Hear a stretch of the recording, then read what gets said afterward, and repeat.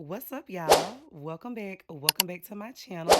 Happy Sunday. I hope you guys had an amazing week. Y'all, today we got some pretty interesting videos. I ain't gonna hold y'all up. I'm gonna give my little disclaimer. This video, any other video that I make like this going forward, is strictly for entertainment purposes only. If you know, you know. Let's get right into the video, guys. This is off topic, but what do the dolphins know? I'd like to remind you that the government told us that the aliens are living in the ocean, and they also told us it's illegal to try and interact with a wild dolphin. And I mean interact in any way, shape, form, or fashion. Don't try and talk to it. Don't try and elicit a response from it. Don't feed it. Don't touch it. Don't nothing. Don't even look at that. Now, they say this is to protect dolphins and humans alike, and I'll buy that because they're wild animals, okay? But why can't I even try to speak to it? Why can't I even just try to elicit out of it? I don't know how dolphins sound. The fuck, they don't understand me and I don't understand them, right? Right?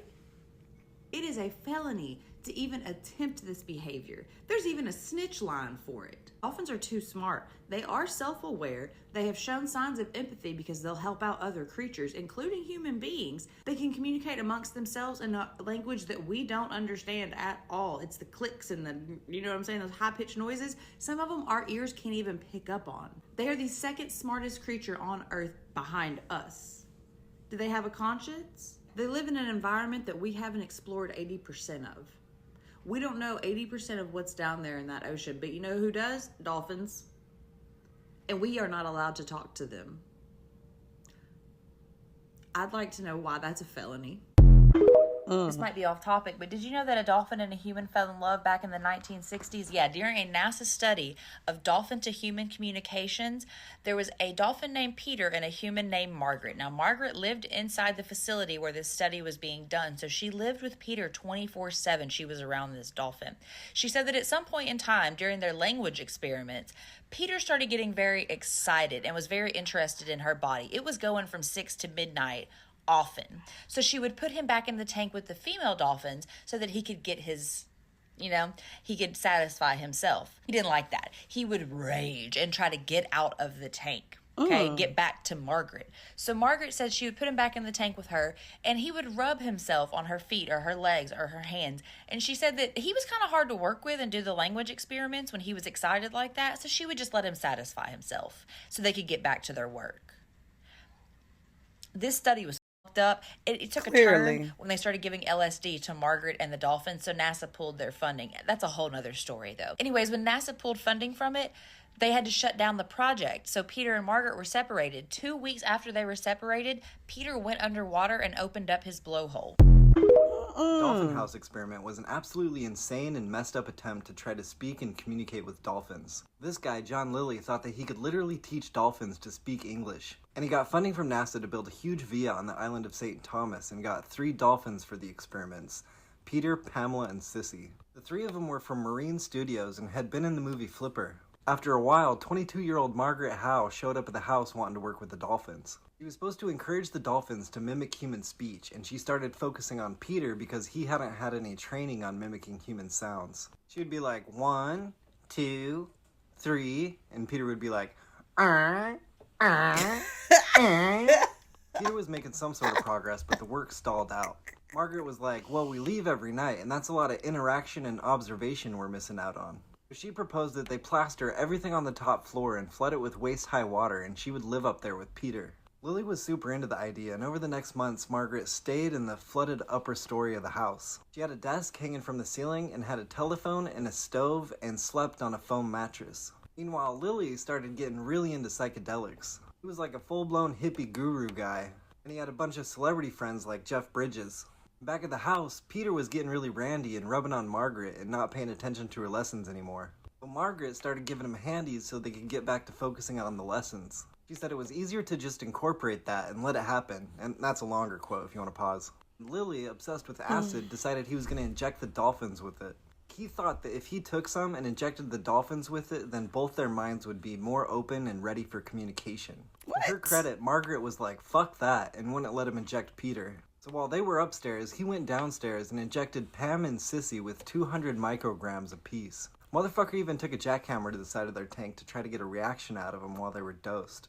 Soon their funding was cut, and the dolphins were moved to small chlorine tanks in Florida, and Peter unalived himself.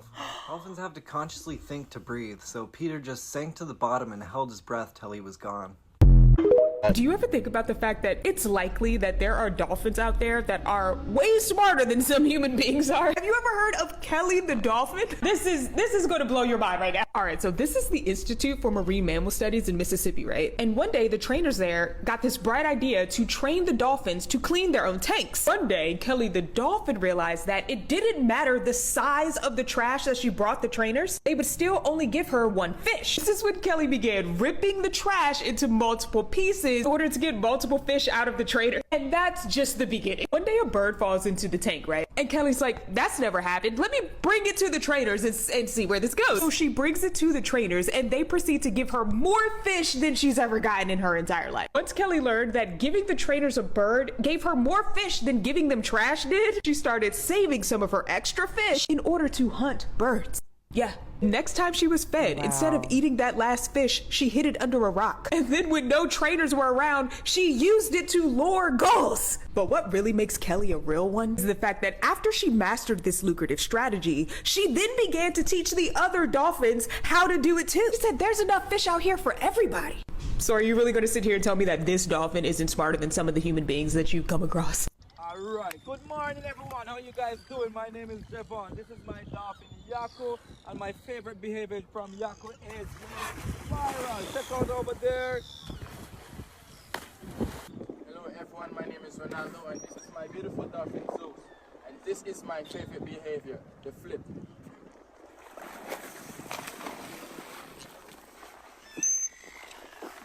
Hello, good morning. My name is Lonia and this is my dolphin Secret. This is my favorite behavior that he does.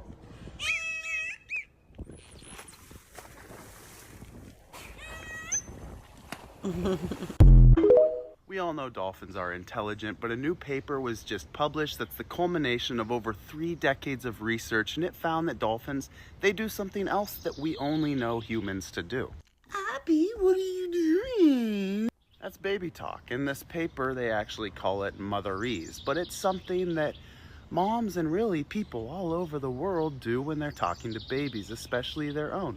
They raise the frequency and it gets a little bit more complex as they're making kind of varied sounds. Anyways, this had never been seen in non-human animals, and these researchers thought, maybe the best place to start looking is dolphins. They have a language, they're very intelligent, they seem to be just as conscious as we are. Let's check, and that's what they did. So for 30 years, they strapped these microphones up to these different dolphins off the coast of Florida. You can see them using suction cups right there. And then they would monitor them when they were around their calves and when they weren't around their calves. I'll pull this out in a second, but just so you can kind of see what they're showing on this graph, this is the frequency, and then these are different dolphins, 19 individuals. Blue is their communication when there isn't their calf around. Red is their communication when they're talking around their calf. And look what they found. All 19, every single one. Every single mother dolphin, when they were talking and communicating around their calf, they rose the frequency and they varied that complexity just like humans do. This is an example of convergent evolution. We don't both do this because we had a common ancestor that also used baby talk. It evolved independently in these two very different lineages, which supports the idea that there must be a function for this. And some of the ideas there, based on what we see in humans, is that it could enhance attention, bonding, and vocal learning in those dolphin calves. Dolphins out here geeking off puffer pack, man. Dolphins really smoke pufferfish. They bite into it, and the pufferfish releases this neurotoxin that in a big dosage it could kill you. But in small doses, you get high as shit, just like we do. They be geeking. Now they in the color peroxide all together. But what makes it crazy is they pass the pufferfish around like a damn blunt. Dolphins are more like humans every day, I'm discovering. I'm trying to geek off the puffer too, bro. Find me in the color peroxide off the pufferfish. My thing is, how do they link up though? It's like, hey, man, who picking up the puffer tonight? And then they just start passing around. Look it, bro is geeking off the pufferfish. He geek. High as geek. I love the animal kingdom. But it is kind of crazy for the pufferfish because the puffer is not dead. It's just inflated and then they smoke it, passing it back and forth. and then it deflates, they let it go away. They don't even kill it. They like, hey man, we done smoked you. Good looking out, bro. We gonna catch you around next week. Wow. Dolphins geeking off of pufferfish. Puffer pack. Who the dealer? Just the puffer himself. It's crazy he don't get nothing in return. Just get smoked. But, you know, that's the animal kingdom. What goes around comes around. At least they let you live. Dolphins smoking off puffer pack, man. Learn something every day. At least they let you water live. not It's been a crazy. portal. Can you come through the waters of your mother's portal? Water is the original gateway. It's literally the ultimate transporter of life and energy. But what makes you think it's any different for what they consider aliens? If you copper color like me, then you better know what they consider you. Water has always been the bridge between dimensions, as well as the unknown and the unseen. Since we asking questions, what exactly did y'all think octopus were? Or octopi, however you say it. You just thought they was regular sea creatures too? I don't know how, because they've been given alien prototype from the jump. They got blue blood, y'all. It's copper-based hemocyanin, which means they conduct an energy on a whole nother level. They got 3 hearts, regenerate their limbs, have shape-shifting abilities, and intelligence that's borderline supernatural. They don't belong here either, and that's the point. Octopus has always been the proof. They're like the ocean's cosmic ambassadors, if you want to call them that. They actually show us what life could look like if we didn't follow Earth's basic biology. Now, if that's not screaming extraterrestrial origins, I don't know what is. I mean, we could take it a step further and talk about the dolphin.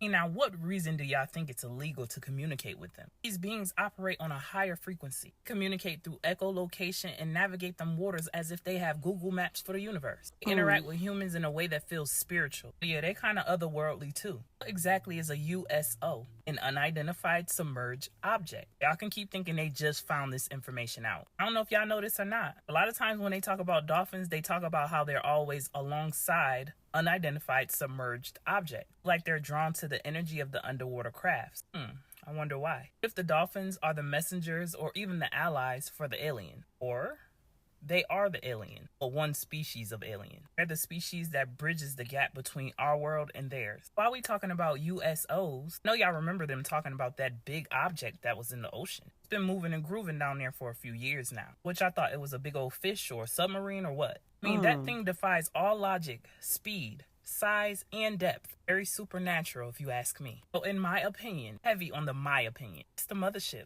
and they know it. I mean, they wasn't bombing the ocean for no reason. My bad. They was doing tests. They've either been trying to intimidate or contain what's down there. The thing is, they are no match for the advanced technology that these beings have. Those explosions were messages, and trust me, they wasn't sending no welcome card. Let's wrap this up. The water has always been a portal. Ocean has always been the final frontier. From the myths of Atlantis to the stories of the Leviathan, even the many stories about mermaids. As humans have been aware about other creatures for centuries. We knew they were beneath the surface. Don't get confused now because they saying aliens in the ocean. Ask yourself, what do they classify as alien? Y'all gotta know they've been priming us for this moment for a minute now. All the movies, the mythologies, so-called alien disclosure. I'm gonna stick to what I've been telling y'all. This was strategic leading up to PBB. I'm not gonna say it, but y'all gonna have to read between the lines. And just get ready for the invasion. Guess who they gonna blame? Them same aliens they just briefed y'all about. We've only explored 5% of the ocean because their technology is not advanced enough. Remember that video about that man that discovered the ocean within the ocean? And all of a sudden he came up, unalived. Bombings, the blue blood, the massive object moving underwater, it all start to make sense to you. Water isn't just a portal for life. It's the portal for the unknown and the unseen. Answers have been beneath our feet the whole time with the dolphins, the mermaids, octopuses. The real question is, what now? Why now? The only answer I can give y'all, keep your head on a swivel. Because they didn't tell us this for nothing at this exact time. Always a bigger picture at play. But again, these are just my thoughts. Make sure y'all get in the comments and let me know your thoughts. Peace, love, and light, and gratitude for watching. Okay, y'all. So let me know in the comments what y'all think about those dolphin videos. Like, pretty intriguing, right? Really opens up your mind a little bit, kind of make you think about some things, kind of, maybe. Yeah, no. Let me know in the comments, how y'all feeling about it. But we are getting ready to get into the next segment of our video. We are going to look at some videos basically centered around how our planet is pretty much alive, all the way down from the plants, the trees, the water, the ocean, everything. So let's get right into it. Wake the fuck up. Seeing these videos of trees this looks really weird. It was caught on drone footage, as you can see. And it seemed like trees are moving, or at least one of them trees is moving wildly, or communicating with the other trees. Now, they do say that trees do move like 2 to 3 centimeters every couple of years, but this is wild. You can actually see the tree moving as if it's ice skating. You'll see it moving all the way to the left like it just did, all the way to the left. Now, this is weird. Can't go more videos on trees moving. Like, look at this. This is so crazy looking. The way that they're moving. They say in Central and North America that this does happen often. That trees usually ground their roots real deep into the location that they really want to move to because they might be in a shaded area or they're trying to move towards the sun. This right here was caught by a YouTuber in the West Woods of England, and it seemed to be shown. They're alive. They're alive. I guess the news just don't want to mention this. So, y'all, trees are walking now. Plants are talking telepathically to humans and everything around you. Water has memories and feelings. Y'all thought I forgot, didn't you? They already closed, y'all. This is Cleve Baxter. He was from the CIA. He was a polygraph expert. I know you probably think, like, they don't have brains or functions that show emotions. Cleve thought that too, y'all. Y'all know that lie detector test that they hooked Wiz Khalifa up to? Well, Cleve did the same thing to his plants.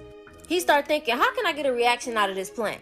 He was like, wait, I know, I'll set it on fire. And the plant's polygraph activity started going crazy, scratching up and down. He was only thinking about it, y'all. Plants do produce a sound that's undetectable by a human ear when they're stressed out. So my question is, what do y'all think nature and outside is going through with all this bad stuff happening on the earth? And we're not gonna sit here and act like y'all don't see these trees walking.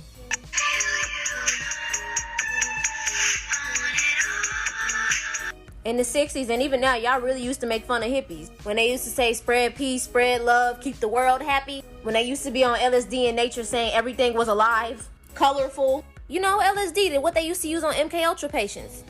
Makes you wonder why they made all them psychedelics illegal. And don't even get me started on water, y'all. Scientists have even said that the human consciousness has an effect on the molecular structure of water. So what do y'all know about Earth? It is more going on than what is being told. That's all I'm gonna say. Y'all stay dangerous. I think the sea is alive. We got many biblical and Hebraic or even Sumerian, when you get into the Sumerian tablets, examples of what you would call mermaids. Some people call them sirens, and some people call them human fish. We have to realize that we all started off aquatic anyway, in all realms. Everything came from the sea. Even when you go back and you reach back into your ancient history, it says that we come from the sea. We have to understand that outer space is a big sea anyway. And when you get to the Bible, talk about how he separated the waters from the waters, and he called the waters above the heavens, or the Hashemayim, and then he called the waters below the seas. So we have to understand that in order to even get outer space, you got to go inner space, which is going into the sea. We're talking about thousands and thousands and thousands of creatures and species that we have never came into contact with. Wow. Thousands, and then, they haven't even been to the bottom of the ocean. How deep do you feel like the bottom of the ocean is? Man, miles and hundreds of miles, man. They be lying. Hundreds of miles. So, for instance, it was a scientist that got killed. He got killed. Look this up. He went to the bottom of the ocean, and he went so far that he hit a part. He went in the ocean and found a lake in the ocean, a lake. One of the most amazing things that I had ever seen in the bottom of the ocean. It was while filming for Blue Planet. It was in the Gulf of Mexico. And inside the ring of mussels was a lake. And it's like, wait a minute, I'm already underwater. We went out over the water in this lake and tried to descend in it and bounced off. It was so super saline and dense that the submarine couldn't go down in it. We literally bounced off, and as we bounced off, we sent ripples heading back to the shoreline. It was insane. I've never seen anything like it. Coincidentally, a few days after this aired on the television that he had made this discovery, when him and his friend were flying the helicopter, it exploded and he died. And he couldn't even penetrate the lake. He took pictures of it and stuff, how he couldn't penetrate this lake, but he seen octopus and all type of things swimming in his lake, and he reported it to Congress, and he told the people about it. They ended up killing him. They've been at war with the seas for ages, y'all. They're not only at war with the heavens, because the heavens is the sea. Hashemayim, when you separate the waters from the water. So we have to understand that this whole concept of us going out of space and all of that is a big NASA lie.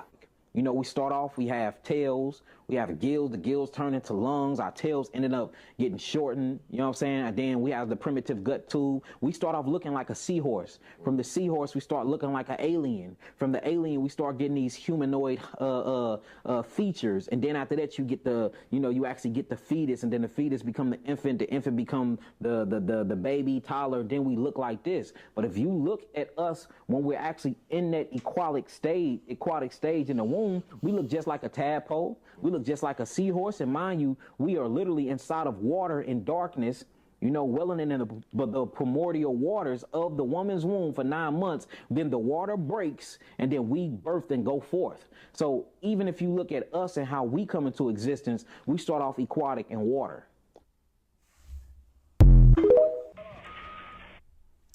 Pause.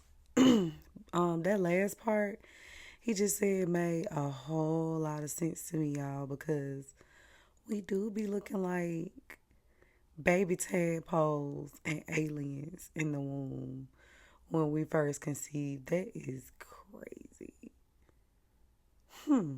Something to think about.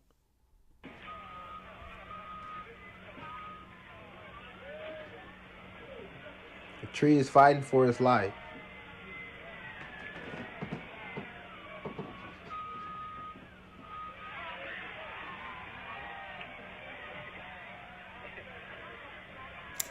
I don't know about this one, y'all. Because is it just maybe that the thing is still like kind of attached to the roots or something and it's pulling it back over? I don't know. This one is hard to tell. Y'all see this, right? I mean, yeah, I see it, but and this it's is not what clear. I'm talking about by they are alive. The plants are alive. When will people realize and wake up and see that our planet is alive and has just much as consciousness as we have?